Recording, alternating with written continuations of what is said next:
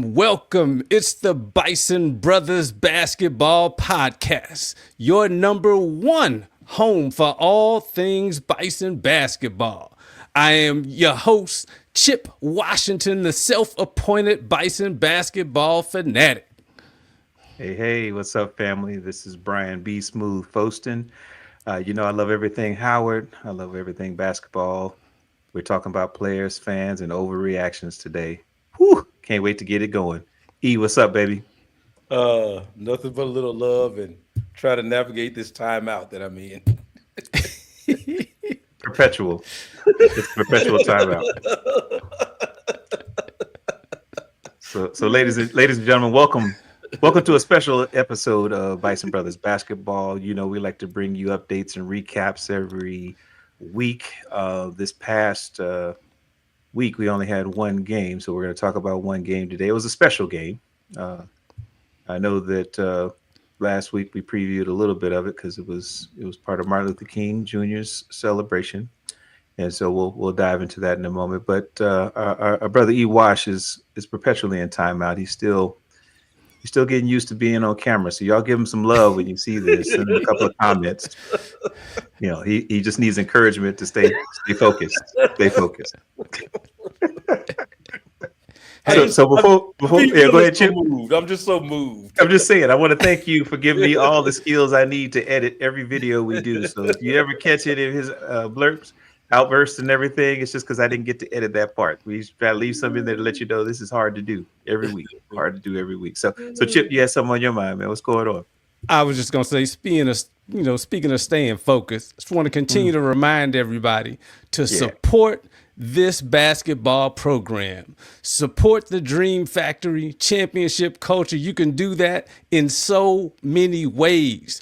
Howard has its own name, image, and likeness collective. It's called the MEAC Society. You see it on the screen back there. You can donate at the MEACsociety.org. You can also donate at hubison.com to the athletic department. So continue to support these basketball programs.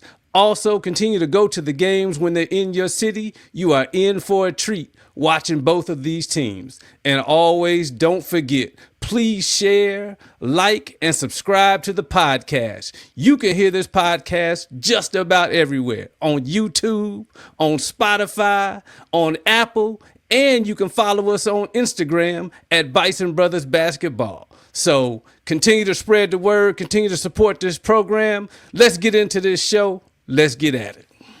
I love it. Thank you, Chip. Always keeping us focused on why we do this. There, as alums of the university, we hope to kind of convert a lot of us to fans, because that's what it's all about. And these collectives, these NILs, the way college basketball in particular and all college sports is really changing. It's programs like this that hopefully connect dots. You can see that there's something for everybody.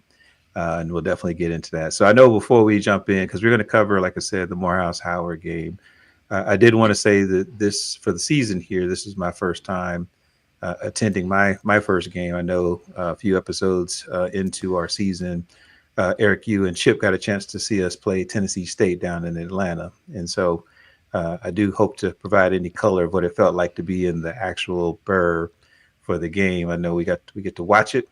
Most of our games are streamed on ESPN, ESPN Plus, or ESPNU, and to be in the building it's still magical. So we'll talk about some of that as well. But the format of the show is going to continue to be the same. We're going to talk a little bit about recaps. Maybe talk about what we learned and maybe what we hope to forget about what happened. But then we'll also get into, like you say, the over and under reactions. We do have some special entries for those who listen and stay tuned. Some folks took us up on our offer to share their reactions to the game. I will say that we probably had a lopsided view of people who are not Howard fans. So that'll be interesting to see how we can riff and play off of that. I have some feedback for them, but let's keep it coming. That's what we want. It's all about fans. And like I said, we'll try to do a little bit of a tease for a big conference matchup that's coming up this weekend against Norfolk State. It's kind of our top for both our men and women. It's the top schools that we think we're going to be hopefully playing against in the MEAC tournament at the beginning of March. So it'll be a nice kind of see a test of how far along are we. We need to see kind of where we stack up. It'll let us know what we need to work on, potentially maybe where we need to set the pace. So that's how the show's set up. We'll see if we can get into a few things. But before we do that, like we like to do, we'll take a quick break and see if we can play just a little bit of something to get loosened up. Let's get some dancing on here.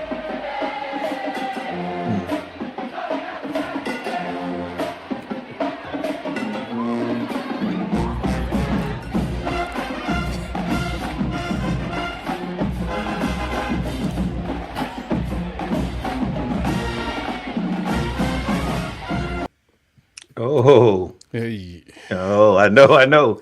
Just it's got that little. It's in the pocket. It's in the pocket. So, Yes, sir.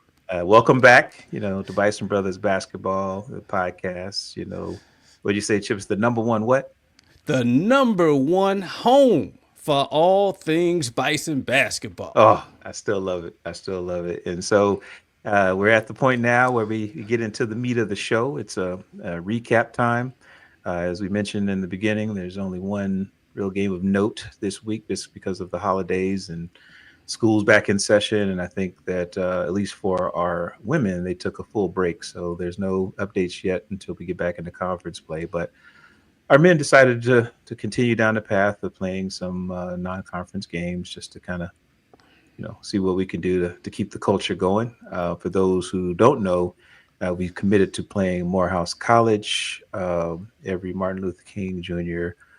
Weekend. It's really a nice way to celebrate the legacy of Dr. Martin Luther King Jr. and shout out to those who just understand the days of service that come along with that. And so that 3-day weekend is really wrapped up in how do we make sure we're celebrating, what the season is about. And then it culminates with Howard and Morehouse playing on television, which is beautiful to see. So let's get into it, fellas. I know, as I mentioned at the beginning of the show, I was able to be in the building, setting the stage. The Burr holds about, 2,000, 2,500 people. And this is the second largest crowd we've had in the gym this season. The previous game, Bowie State, was the largest we'd had in almost 10 years. So when it comes to, how do we pack the Burr? That's our way we say pack the Burr. 2 games in a row, packing the Burr. A lot of students were there. A lot of fans from both teams were able to be in the building. Game was like 4:00 or so. So there was festivities that kicked off around 3. And so the gym was packed. As soon as the game started, there were very few seats in the building. So you couldn't just hold a seat for people. You needed to move over a little bit. And so just know that the scene we always want to paint for you is that, we want to pack the Burr, pack any arena we're in, but packing the Burr especially hopefully gives us the home court advantage we really want. And so it was good. The band was live. They were rocking, the dancers, the cheerleaders. It was all a vibe. And the DJ, that we have a DJ that makes it a party. Every timeout felt like a party. And so just know that getting into our recap, there was a scene that just was very festive, very positive, and I would say very shocking. And we'll tell you why in a moment. So let's get into it. I know that I don't want to beat around the bush. We allowed our brothers from Morehouse, the big jokers in the deck, to actually shock the world. They shocked the world and they beat the Howard Bison 79-76. And I wish I could say the game was as close as the score indicated, but they jumped on us early. And we had to fight back. We had to lead for a little bit, and then it got tight towards the end. But before we jump into your commentary, fellas, I want y'all to jump in. Just know that because I was in town, I did learn that the night before the game, Morehouse got to town in the snow, went over to the Burr, and had a full-on 3-hour practice. Not just a shoot around, but a 3-hour practice.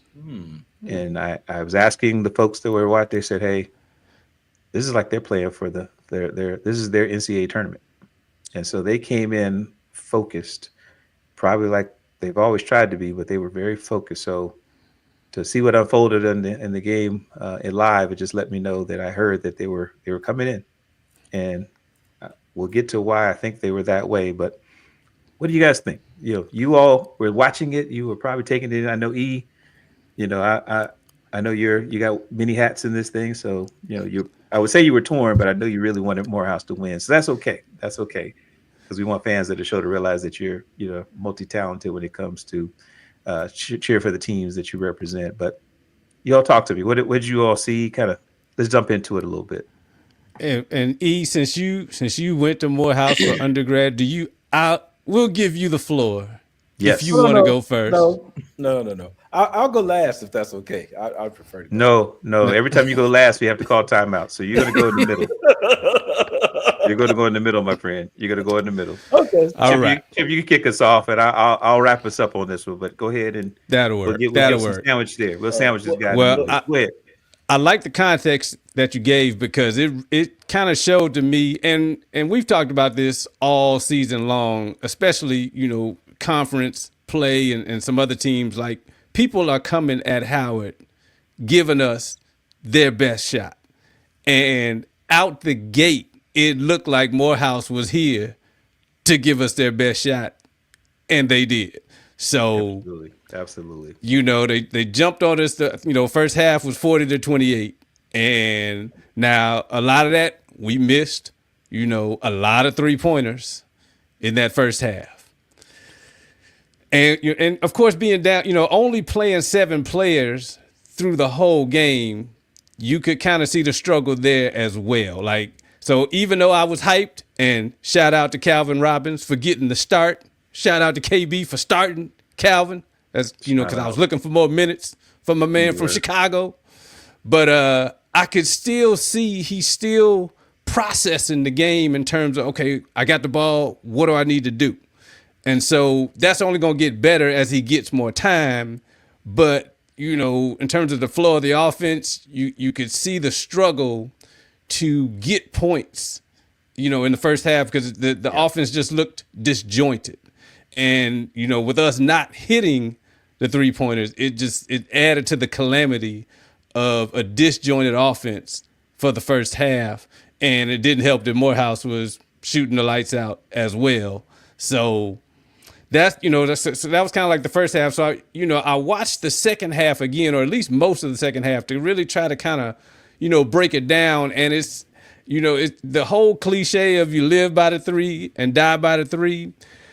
We died by the 3 in the first half, but we actually lived by it to get back in the second half. And so like a resurrection. We had a resurrection in the second half. And it wasn't just 3-pointers. Doc was still driving inside. Blake Harper was still driving and pushing. Like, whenever we got a rebound, we would push it up. Blake would either try to drive, get fouled, which is definitely a part of his game. The defense switched up from, matchup zone to man to kind of keep Morehouse, off kilter. They missed a few shots, allowed us to get back in it. Went back and forth. But Morehouse just brought more energy. It showed, and I won't say like it meant more to them, because I know our guys played hard, but Morehouse was focused. So like I said, I'm glad you kind of gave me that context in terms of what you saw, because they looked like they wanted to kill the giant, and that's what they came in and did. They came in ready to go, jumping out the blocks. I will say that I like the way you lay that up. That's kind of like a good legal strategy. You got to go ahead and, like they did in 8 Mile with Rabbit, you got to tell them, so he doesn't have a lot of ammunition to come after you about living by the 3 and dying by the 3. That's good. So E, as the resident Morehouse expert, what were your thoughts? What were your thoughts on the game, sir? Well, first I want to say thank you all for letting me go first.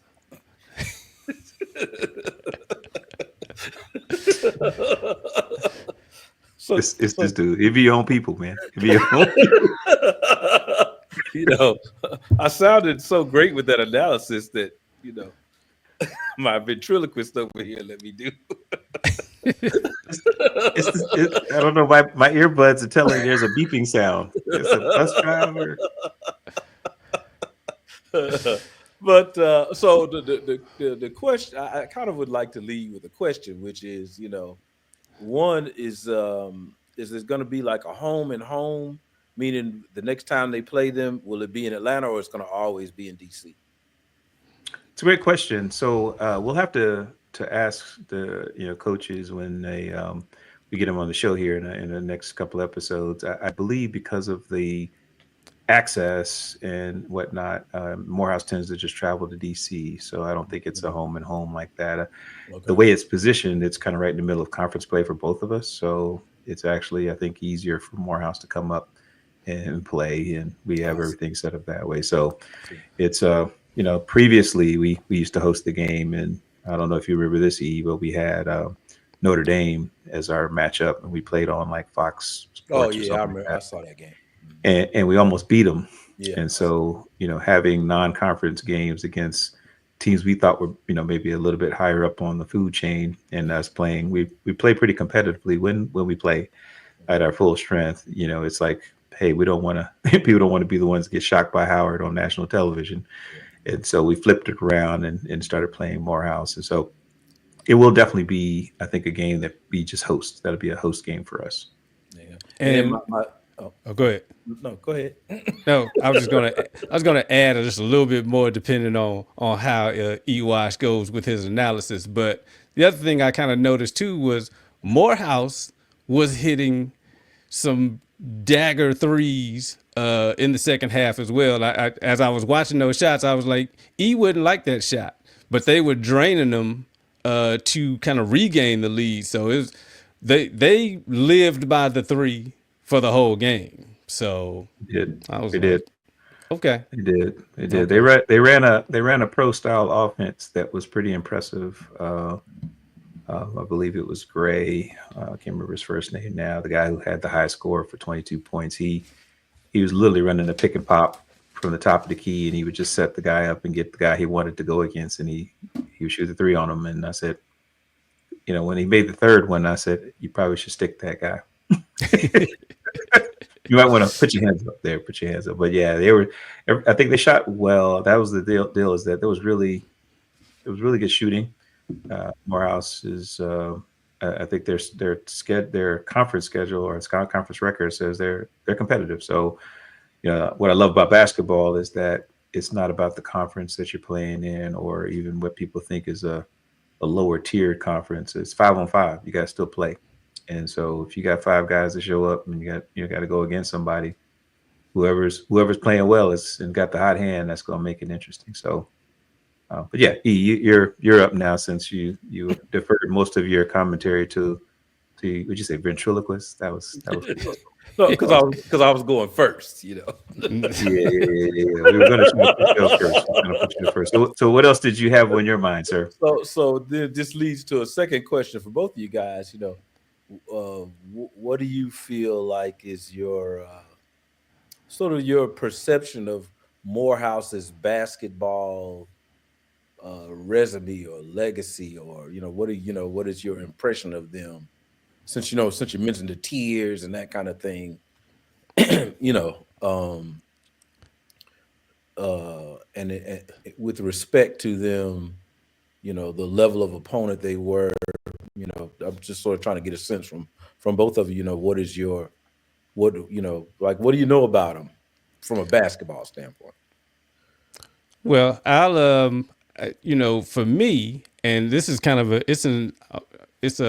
I'm not necessarily, I want to use the word indictment, but across the HBCU landscape, I've seen most teams step up. And so when I lead with that in terms of Morehouse, because I was impressed with their size. They had a transfer from Georgia Tech on the squad. So I was like, oh, Morehouse has stepped up their game, from, like I said, size comparison. We were pretty much about the same across the board. So that was kind of a shocker for me, because that's not how I always pictured Morehouse's basketball team. Usually a little bit smaller, not necessarily as athletic, But this team, to me, was right on par with other HBCU teams that I've seen across the landscape.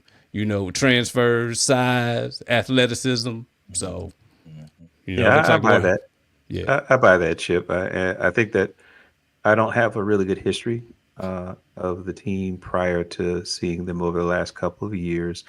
But to Chip's point, I do believe that the transfers and where people are coming in from has changed everybody's makeup. So everybody has a shot to really boost their rosters literally overnight. We've seen that. We've benefited from folks transferring to Howard, as well as looking at other schools that they're you can't tell what they're going to look like until you see who transferred in. And we see D1 athletes transferring to schools that make sense to them. So I think if I baseline what I saw on Monday, it's a totally different team than anyone I expected to see from previous iterations.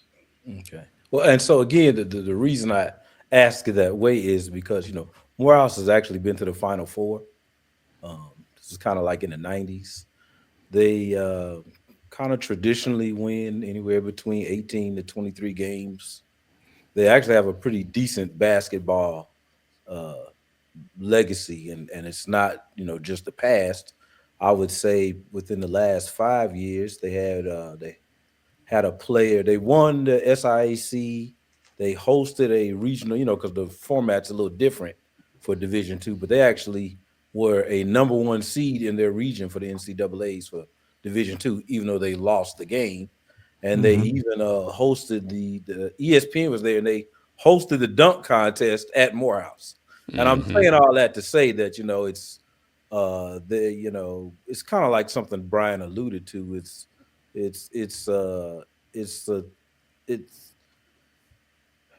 It goes beyond what division they're in, that kind of thing. Number one, and then number two, they actually historically have been pretty good in basketball. They've had at least 2 or 3 NBA players I can think of off the top of my head. Matter of fact, one of them used to work for the Hawks, and he played for the Clippers. Chip might even remember this. I used to Harold Ellis was his name, and I think remember that. Remember Harold Ellis? Yeah. I think he's a Kappa B, and he dunked on Patrick Ewing, and Marv Albert was doing the game, and I was able to record it as part of my phone message back when we still had, analog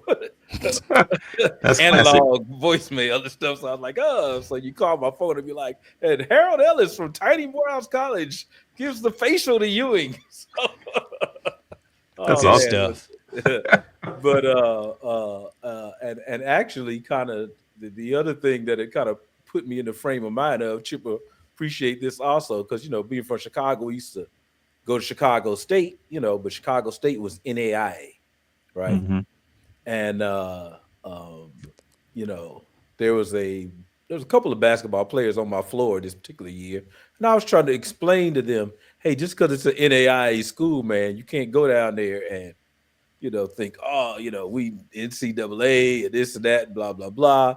And Terry Cummings' brother was on that Chicago State team.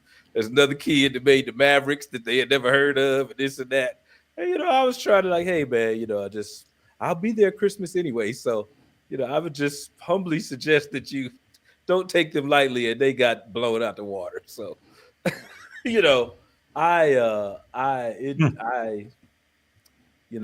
agree with Bryan that there was really no reason for Howard to lose that game, in my opinion. I would even say that in spite of the loss, some of it will be predicated on what happens tomorrow. But at least I'm hoping that they will be shocked enough to go on ahead and play to who I think they are. And I'm hoping that this will be the impetus for a nice little tourney run, starting. You raise a good point, man, and I'm always I'm glad you kind of worked in some for what's good for basketball in there, because you always drop some context that makes me say, I probably need to Google some things to see what's going on. But to your point, I do think there is probably a shock through the system for Howard as well as Morehouse. Shout out to Morehouse. You all you came to play, you came, you saw, you conquered. You're getting a lot of kudos, which you should. If you win, you're supposed to get the kudos. What I would say though is that, I kind of teased it out in the beginning of the show here, is that in the gym, as packed as it was, there was something that I couldn't shake when I was watching the game. And even as the game was close, and even as we were down, there was a confidence to say we were going to come back. Like, we're not going out like this. And when we stormed back and, with the bodies we had available, we got back and took the lead. It was almost like, oh, okay, well, all's right in the world. We'll be fine. This should have been this close, but now let's close it. And then it stayed close. And then, like kind of eerily similar to the Bowie State game, somebody hits a big shot towards the end with a few seconds left on the clock, and we literally lose, by 2 or 3 points at the end. And what dawned on me, E and Chip, is that I think I finally felt what I believe is the biggest loss to all of the college transfers in NIL and the collective, which is, with everybody who comes on our team, I can't name anybody who would completely understand the rivalries that we have. And even the students didn't, most of them don't know that this should be a long-standing rivalry. I think they think it's cool. When they see it on the internet, it's like, oh yeah, 1867, blah, blah, blah. Let's go hang out at Spell House. Let's hang out at Howard. But there was a rivalry in the classroom, a rivalry on the court, on the field. And I don't know, it just felt like this was oh well, we just lost to Morehouse. And it was not a sense of what the heck is going on around here. So I think for me being a longtime fan, I do know that that's probably the biggest takeaway for me. Because we stated the obvious. Chip stated at the beginning of the show, we probably had our 12th or 13th lineup, which means we have a schizophrenic ID right now, because we don't know who's going to play. And quite frankly, Chip likes to play that old game Clue. Is it going to be Anwar Gill with the with the basketball in the kitchen, or is it going to be Dockery? Like, we're trying to figure out who's going to play, right? We're trying to figure out, can we cobble together 5 plus 2? And when I looked at the bench and realized that we'd already been down, Bryce and Dom and what's my man, the little man that just jumps off the gym, Josh. No, it's what's his name, is the little guy. You used to love him because he would run all out of energy. Okekee. Okekee. Yes. Yeah. Mr. Energy, right? So when I saw them all kind of dressed in their Martin Luther King t-shirts, I said, okay, well, they're not playing. And then Anwar wasn't playing, and I believe Hema wasn't playing. And so when I looked up, I said, no. He had on a very sporty Martin Luther King Jr. t-shirt. I actually got one of those. I was going to wear it for the show tonight, but I figured y'all might not be, rocking with me that way, because I was like, hey, I got the swag from the game. But hey, flex on them. I'm a flex. But the idea though is that for us, the challenge is we have a team that is, we're working with who we got. And I think, I know we're gonna flip in and talk about some preview stuff going back into conference play. But to your point, I did see some flashes of how we could compete with most teams. But when we go against teams that are fully stacked at guard and in the middle, we're weak in the middle right now. And that's what showed up in the game on Monday, is that it wasn't so much it wasn't as much the give me 1 second here.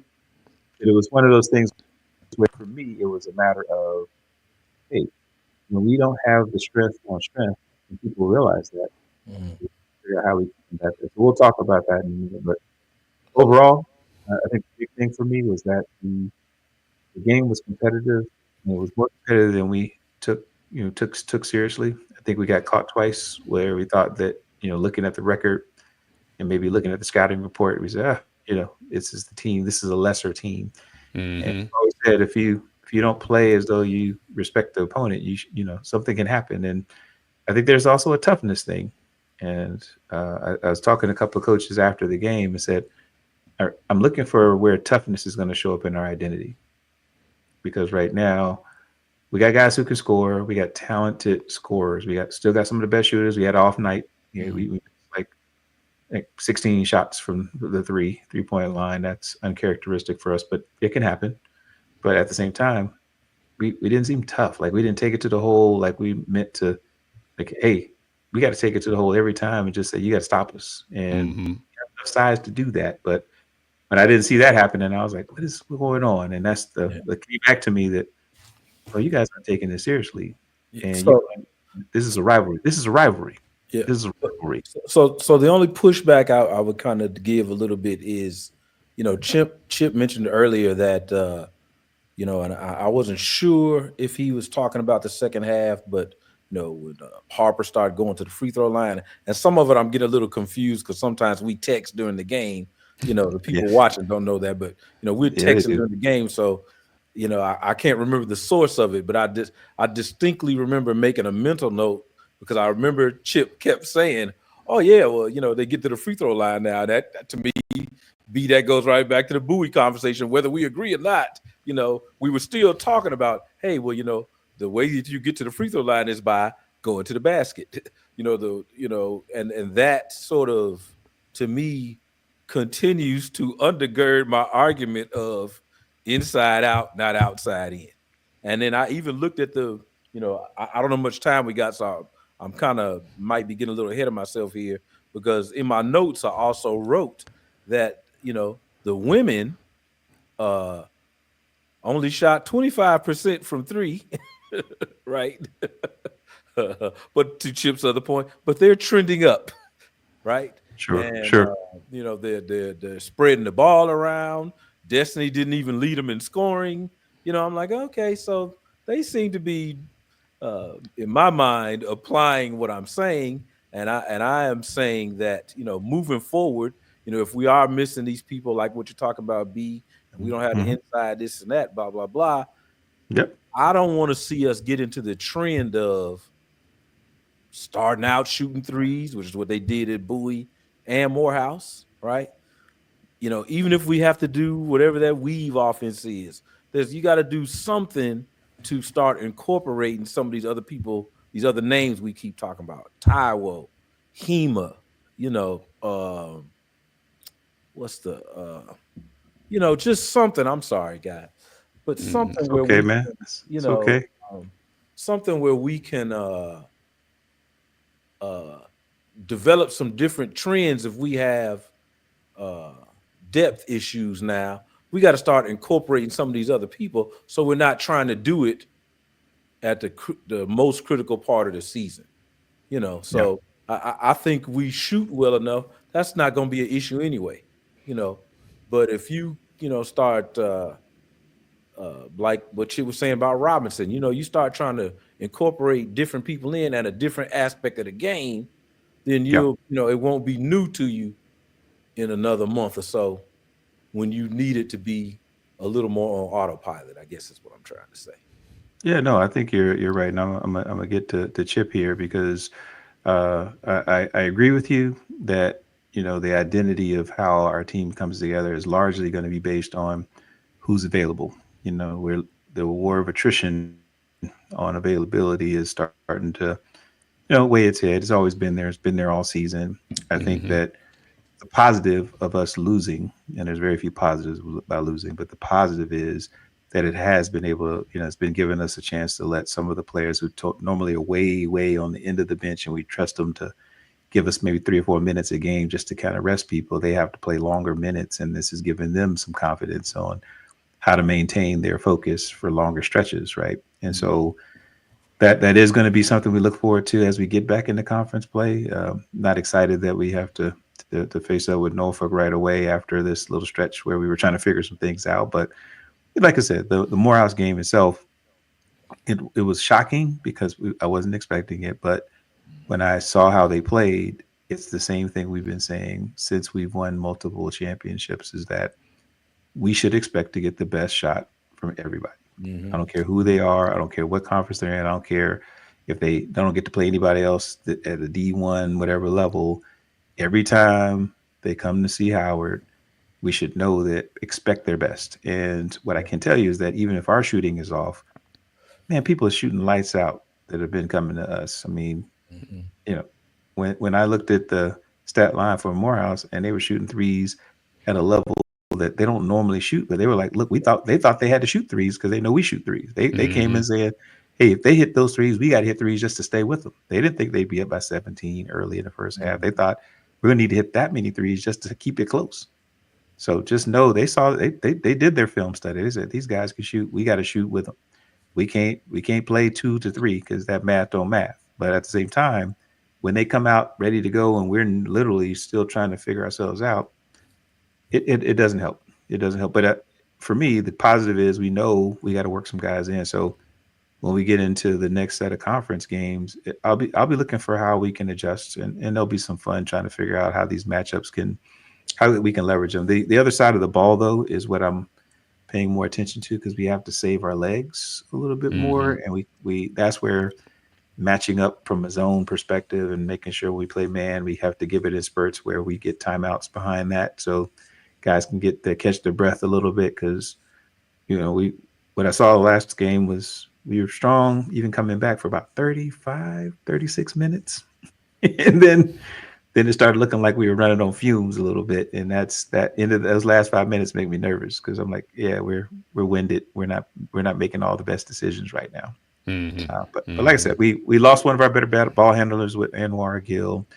I hope he feels better, going into what's going on now. But right now, that's the challenge is we have to be able to hold it together. And conference play is among us. So like now we just need to see how do we're trying to prevent having to play all week long in Norfolk for the tournament. and I don't want to Bison Nation. I know y'all out there. I've seen the angst from losing to both Bowie and Morehouse, but we're gonna be all right. We're gonna be all right. All right. I don't want to, since Eric has the Bears jersey on, I hate to invoke this man's name when I say this, but it's like Aaron Rodgers said 2 seasons ago. Bison Nation, just got a RELAX. Okay, so relax. So the reason I have on this Bears jersey today, because I know how serious you guys are about the drip, and then the reason that I was calling my son's name, Chip, rightfully so, busting my chops because I was wearing some of his drip that time because I was running out of Howard gear, and so I was rushing in from work, and I was like, so I bought this Bears jersey. This is an actual Ian Wheeler 33 jersey, so I figured that's the best way I can represent today because I was so impressed when I seen him on Hard Knocks and representing the school real well and everything. So I said I'm gonna wear my Ian Wheeler today. So that's the reason I got that. We'll take it. I love it. Well, I don't want to belabor this one because again, the Morehouse game was a shocker to the system. I can tell you that from energy in the Burr and packing in the Burr, it was good for basketball because for me, I think that for those of us in Bison Nation that are within, a stone's throw of campus and can make it up for games, I tell you, it's electric. We definitely have the energy that'll make you feel good about being on campus, and it's starting to feel like one of those places that that's our sixth man, so to speak. We can have people actually jumping around and making sure that the energy is always there, and the chance of defense. And I even think people were doing the wave. It was crazy. Like it was that kind of that energy. That energy is there. So what we'll do is we'll take a quick break, and then we'll see if we can do a quick preview of our next conference game, and that's a big one against the mighty Spartans of Norfolk State. We'll see if we can break that down a little bit. So stay tuned.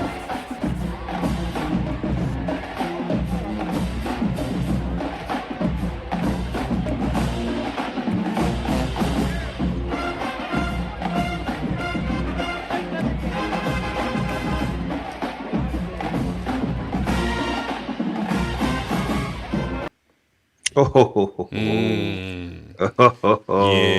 we're gonna need that. Gonna need that energy. You're gonna need all that energy. Welcome back to Bison Brothers Basketball Podcast.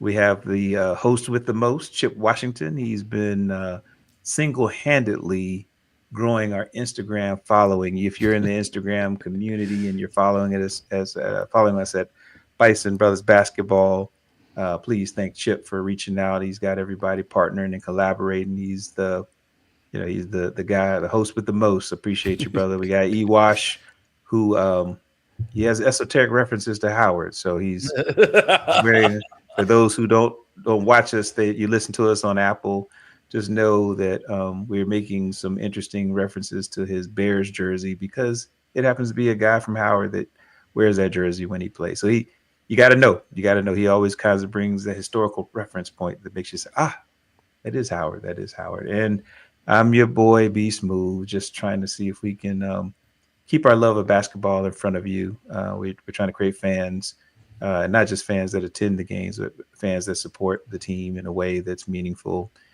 be through your cheers or your checks. Basically, we want to make sure that that Howard needs us to really step in because they want to compete at the same level as all these other schools that are really understanding that the game of basketball in particular has changed along with other college athletics. So welcome back. So we're in the part of our show where we're going to combine some stuff. So we're going to talk a little under reactions, just to kind of get that going. But we'll also talk about previews of the next game because I think our reactions may be in line with what's coming up next because we got to get back on our conference schedule. We took a couple of games off, literally and figuratively, and now we got to get back in focus because we got to win some conference games to get our seeding right for the tournament. So I know our next big game is on the Saturday, the 25th of January against the mighty Spartans of Norfolk State. Our men and women are gonna make it happen. So I'll open up the floor.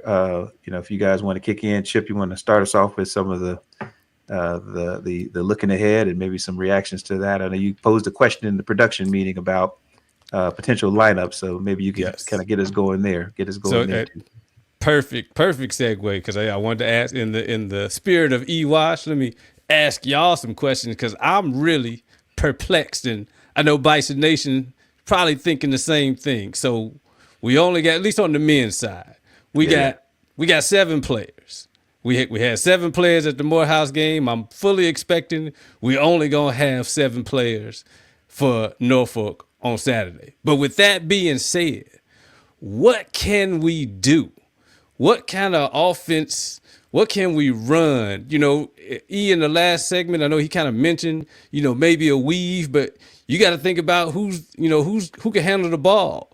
Because, like in one point, I remember at the Morehouse game, and Bryan, you had this as a concern sometimes when Taiwo, gets the ball. Let's say if he's at the high post or maybe out at the 3, his ball, he tried to kind of dribble a little bit, boom, turnover. It's like, okay, we don't need Taiwo trying to handle the ball.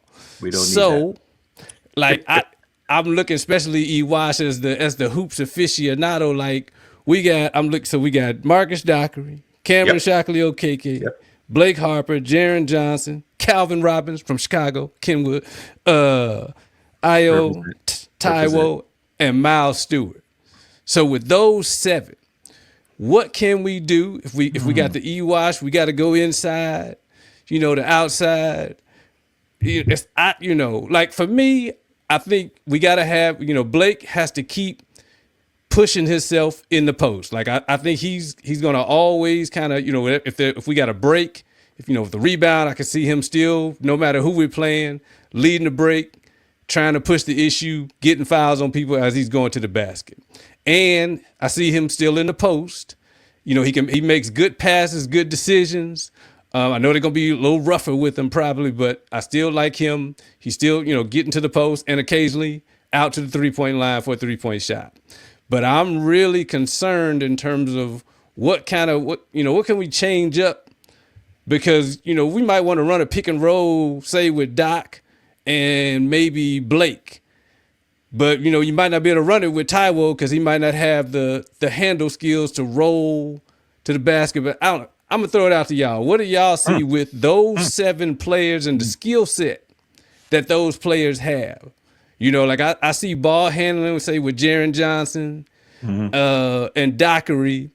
And then Blake a little too, even though, being 6'8", I sometimes I worry about smaller people being around him, to be able to rip the ball or whatever. But so far, I haven't seen that. So, but, what are y'all seeing in terms of what we can do with those 7 players and that skill set to have an effective offense to get us going for these next couple of games? Yeah. Well, I guess I'll go right back to another question, only because this is out of ignorance. Because you mentioned 7 people. Who else is still available? Right now, that's it. That's what I named is what we have. So, and I'll say this. I'll just go with that. Yeah.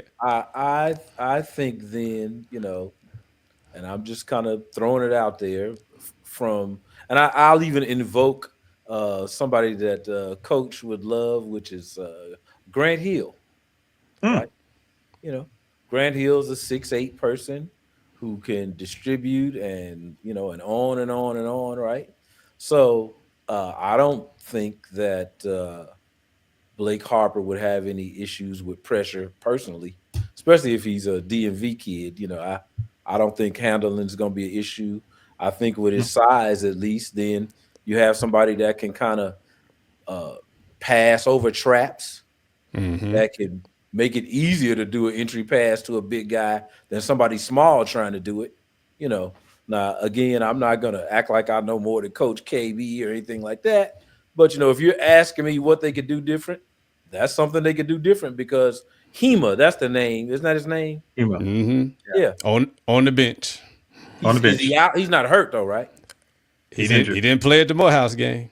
He's injured. He have on a King shirt too, B? He had a King shirt on. They were very fashionable. Very fashionable. So, hey, like B said from the last episode, we got to go with the people we got. So gotta go what you got. So dang. Well, I still He's a dang. That's his official assessment. Dang. That's all we have. Then yeah, I would try to have Blake at the point. And I think if nothing else, even if he's getting trapped early, he has the size, and in this case, this is where the 3-point shooting would help more, because if he's bringing the ball up and they trap him early, and you getting it over the defense to Dockery or someone else, they're going to be freer to get that shot than they would be if they're bringing the ball up and then trying to force it into somebody that isn't used to handling it anyway. So yeah, that's good. That's a good assessment. That's a good assessment. I think you both are right. I think I should leave it out there for Chip to say thank you for repeating what he just said, E. But I'll let you all talk about that later. He did say get a ball to Blake Harper. Shout out. Yeah, to Blake. I'm saying for him to be running the point, not just beating a trap or something like that. I mean, he's actually playing point guard versus.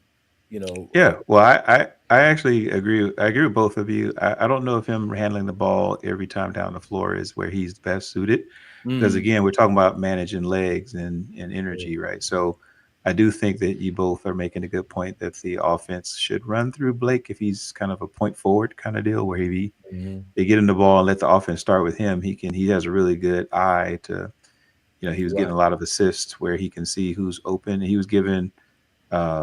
Both our big guys, Stewart and Taiwo, a chance to try to be part of the offense. Right. What I will say is that, so Chip, the first thing is that the move we made to pull ahead for a few minutes against Morehouse, where we stopped just settling for threes, we moved the ball around. Princeton offense is what we run, and so we were catching a lot of people with the backdoor cut because they were running a 2-3 zone and they weren't sticking people. And so if we face zone and we can have people running the backdoor cuts and getting those kind of bunnies, guards going down, Dockery was killing them down low, where it's like, hey, if you don't see me, it's a point before you ever notice.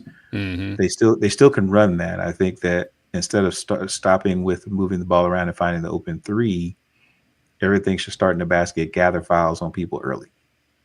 Because that's what we need to do. We wait I don't have too a late. problem with that. We don't. Yeah, we wait too late sometimes to start attracting foul trouble, and you know how it happens for us when we get in foul trouble. That changes things. So we have to take the ball to the basket and get people in foul trouble so they can't play as aggressively as they want to. Because that's, I would say, play in early, run through Blake, run the backdoor cuts, but everybody goes to the basket. So all our guys over 6'3", they should be taking it to the bucket. What you say? Put them in the rim. Put them in the take them down low.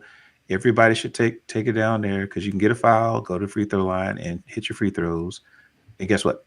Now they can't come at you as hard as they want to, and we can start shooting some threes because at that point they're gonna pay off of you, and they're not gonna be all up on you because the worst thing is to foul me on a 3-point shot. But the idea is that, to your point, we have the team that I'm still not sure how I would leverage Taiwo and Stewart offensively. But they're really great for rebounds. And so for them, we need them if we're going to run zone. They got to play the middle. Taiwo had two or three goaltending calls in the game on Monday. So he was defending. I just need him not to defend illegally. But he could be imposing. And I think that's where we're going to need him, is to say, we need some size to say, don't come in here with that stuff. But he also picks up fouls pretty quickly. And so we'll have to balance it, but I think to the earlier point here, we shouldn't come out shooting threes and getting comfortable with that, especially if you hit them, because that leaves us open for some things. And right now, what I saw on Monday, second half, is probably the way I would go after most of the teams that we have to face in the MEAC, at least for the next couple of weeks here, because barring a team that's pretty stacked like Norfolk State, where they have the talent down low that. We're just going to have to eat all 10 fouls at some point, but we're going to be small by the end of the game because I think they're going to figure out where can they go and get us in foul trouble the quickest. They don't want to shoot out with us. Nobody does, but if they can disrupt their flow, we're going to be fighting with them. And we're going in their house, so I expect them to come in, maybe not worried about our best game, but they're going to bring their best game because we've made it bad for them the last couple of years when it comes to championships. But yeah, that's how I would play the 7 we have.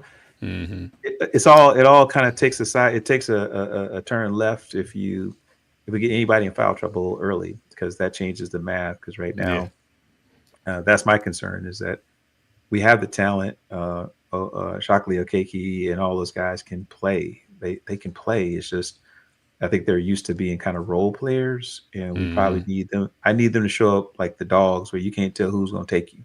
Yeah. And if we you said it, in our pre-production meeting, meeting, and said, hey, we got 2 or 3 scores that we know are scores that show up on everybody's film, but they score differently. We got people who score because they're setting wide open on the 3-point line, or they're the last pass before somebody has to collapse on somebody. But if we get Johnson, Shockley-Okeke, all just go to the basket, make them have to deal with you and your size. That changes the math, because now you can't tell who's going to take it. And I think we could shock the world a little bit if those guys actually show up as kind of primary coming in and say, stop me and make me have to kick it out, versus I hope to get to the basket without you fouling me too much. It's like, no. We just need to keep our training staff on tap so they can bandage us up so we can get back in there. Right. And from a sneaky kind of tough standpoint, I kind of see Cameron Shockley Okekee. It's a couple of times I've seen him, kind of grab a rebound and, say if somebody tried to take it from him, he gave a real kind of nasty, elbow turn. And I wasn't necessarily seeing that early on in the season. So, I think it was maybe last episode when you talked about, when they start coming for Blake, who's going to step up. I think Cameron Shockley is going to be a little bit nastier than we think he might be. So I think that's going to help, especially with this Norfolk game, because I know that they coming at everybody, and I know they want to knock Blake Harper down. So yeah, that's going to be interesting to see. But I think Cameron Shockley Okekee is going to be the sneaky tough guy to have Blake's back down the stretch. So agree, and I think that your homeboy is going to be a factor. Oh, so most definitely. That's my overreaction.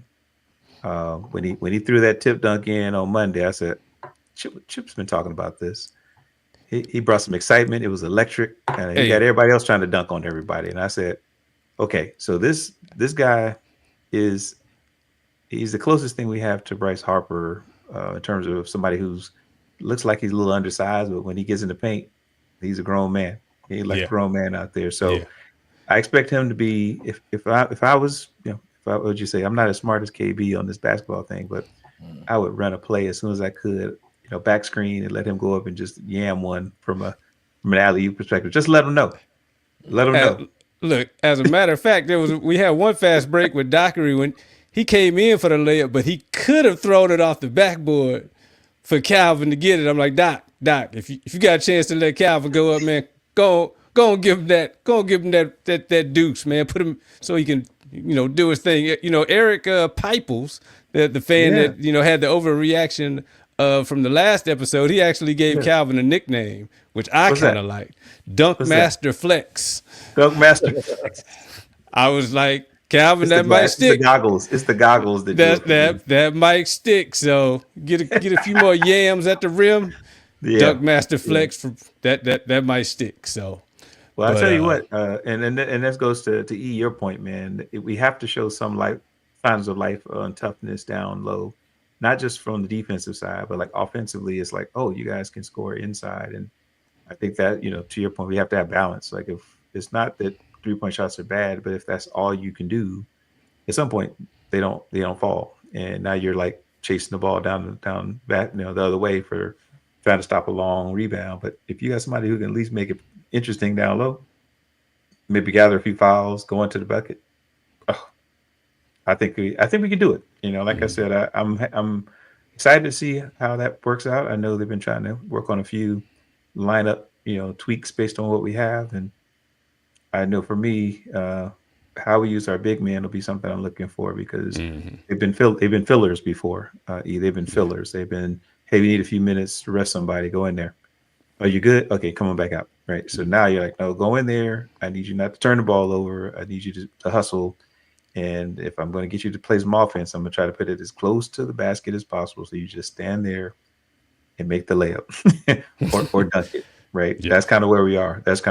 So, but that's the deal. That's the deal for me. And I think that we'll see a lot tomorrow. It's a nationally televised game. I think we're starting to see our bigger matchups conference wise be there.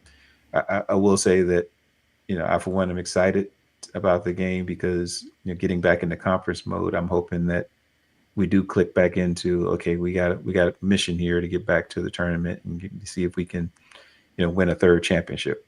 And my only worry, to your point, Chip, my only worry on the men's side and is that we don't have outside of Dockery, we don't necessarily have someone who understands the hard work it takes to gel right at the right point. So we have a little bit of work to do because all the guys who understand are hurt, and they're talking, but it's not the same. It's not the same. So so that's what's going on. Hey, what about the women? Because they've been chatting and spicy a little bit, man. What are we looking for there? Because we're not worried about injuries there, but we are worried about people trying to bring some noise and some funk a little bit. What you see in that shit? We had a lot of preseason folks that were supposed to be number one, this and that at Norfolk, and they've talking, what do they call it? Tall trash right now. I have scoured the social media landscape, and Norfolk. See, Eric, you talk about bulletin board material. The Norfolk women are out there talking big time. I mean, yapping. I am so looking forward to this game. It's the second game, so they got the ladies to see that too. Going prime time. Like, this is going to be a drag out, knockdown, roster to roster. Shania King versus Diamond Johnson. Z Payne versus Kira Wheeler. I mean, the paint is going to be a battle. The guard play is going to be a battle. This is going, oh, man. Oh, get your popcorn, like Terrell Owens. Get your popcorn ready. That's what's up. Because it is going to be on. And yeah, Norfolk, we hear you, and we coming. We coming. They just put it out there. There was one post. I think it was a radio station in the 757. They were like, we gonna win. So, excuse me. Okay. Yeah, we'll see about that. We'll see how you deal with Z Payne, Vanessa Blake, who's healthy now in the paint, Marissa Steele throwing elbows, Nile Miller doing her thing, Destiny Howe breaking out, shooting, Tiana Walker getting hot. Man, please. Did you say Shania King too? Hey, Naya, man. so Naya is going to go up against arguably one of the better guards in the conference, and so from guards to forwards to center, this is, I mean, Chip made this point a little earlier when he had his kind of off-script overreaction about us being the South Carolina of the MEAC. This is where this is. I mean, you know, he's good for hyperbole. That's what I love about him. So, but in this space here, this is a matchup that is on the level of, you know, in terms of competitive play, arguably two of the best coached teams. Right? Shout out to Ty Grace and her staff. But you know, they're fully stocked, and both teams are fully stocked, and so. I'm actually looking forward to how they both feel each other out because, you know, in the game, I'm not expecting it to be intense right away. It'll feel intense because it'll feel like a playoff game, but I do think they're going to try to do some homework and say, what are they the real deal? Or you see them on film, but can you see some stuff? But the way we go with our defense and their defense, I'm not predicting a high scoring game, but I'm expecting it to be close. I expect it to be down to the last few possessions. So even though they flipped the schedule around because our men are going to be playing at 12:30 tomorrow on the 25th, they're going to play early because of the time slot. The women are going to probably have a prime time for me. I'm trying to clear my day so I can watch it from beginning to end because to see us at full strength going against a team that's really good, that's really indicative of what do we say, Chip? We may have to figure out our travel plans for after the MEAC tournament. So I got to know what cities we might be playing in so I can figure out how to be wherever Howard's playing. But this is one of those times where we get a preview of what we think are, you know, these are going to be the number 1, 2 seeds, I think, going into conference play. So pretty excited about that. Yeah. Pretty excited about that. Man, Can't this is good. wait. This is going to be good. Yeah, well, I'm excited to get back to conference play. The ladies have been resting. And I know they had a few people that were nicked up a little bit. I think Vanessa Blake was just getting some time to heal up. So I think we're going to have a pretty, you know, full squad going out there. And, you know, I'm excited. I'm excited to see how we respond. I was about to say about the only thing that it'd be a kind of a look in the camera moment.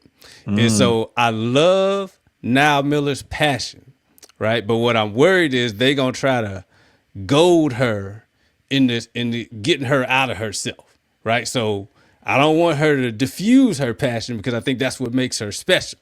But I would just tell her, don't let them goad you into doing something crazy, you know, get you kicked out the game or anything like that. You got the better game. You just bring it to them.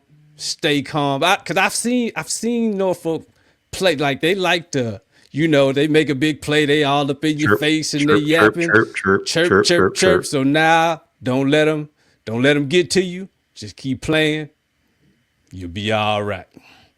That's good advice. And I love the look into the camera moments. We're going to get a sponsor to do that. We got to get some ophthalmologist or somebody to look into the camera moment, focus moment. Yes. So yeah, you're right. There's going to be some opportunity for people to build some mettle, some character.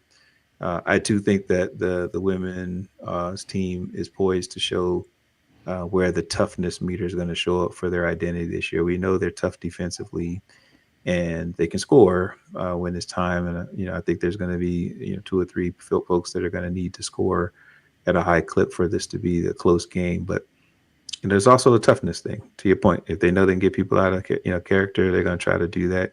Norfolk State has a tendency to have that effect on people. They do. They just come at you with some kind of craziness sometimes. And having visited there multiple times, it's all they got, right? So when we leave, they're still Norfolk State. You know what I mean? See, you don't have to be like him, B. You don't have to just give them. You don't have to be like Chip, man. You don't have to be like Chip. Well, this one, you know, I said so. Chip, this one's for my old roommate, my freshman year roommate, Eric Sheldon Darden. He graduated engineering with us, and he's from the Norfolk State area. He actually works for Norfolk State now, so he has the audacity, the nerve to come to the games wearing this "Behold the green and gold," whatever this is, and he's a Bison. And I'm like, oh wow, A2 Brute, you know? And he was looking at me like, hey man, I'm just saying. I was like, I'm not hearing that. So that's for you, Sheldon. This is for you, bro. I know you're gonna be at the game acting like you all conflicted. I'm just letting you know, you were Bison first. You were Bison first.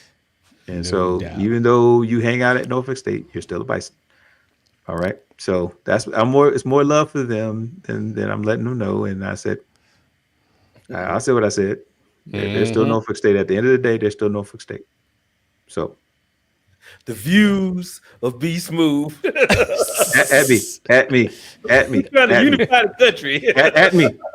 at me. So like I said, suffice it to say, whatever maybe we lack in our overall fan base that doesn't understand rivalries matter, we're more than making it up for it in this episode of Bison Brothers Basketball. That's part of why we started this, to let you know that it's going to be here. We're never going to turn it off. If anything, we're just going to figure out how to turn it up when it's necessary. Right now, this is conference play. So we get to talk all the time. I love this part, because I'll say this in the stands. I'll say this to your fans. I'll say it to your mom and them. I'm just saying, you're gonna hear from me, and just know that this is a matchup that on the men and women's side, we know this is the matchup that dictates kind of the pace of what we're going to run into. It's going to be a collision at the MEAC tournament, and I believe on the women and the men's side, the hope is that both these teams are in the finals for those tournaments, because that's how big this is. That's how big this could be. Yeah. Right. And like I said, I was scanning the social media, like every social media outlet that covers HBCU basketball had something to say about these games tomorrow. So get your popcorn ready. Right. That's right. And so before we wrap up, man, I do want you, Chip, if you can set it up. We're going to share some of those fan reactions. I know we've been asking for those, and you all have been obliging. I don't think people read the directions correctly, because it was really folks who were from other schools. They had stuff to say, but this is a participation show. So talk about this. What we're looking for from reactions from the fans. So get set up. Be like I said, Bison Nation and Basketball Nation, HBCU in general. We're asking you all to send us your reactions as you're watching the games, after the game. Send them to the show.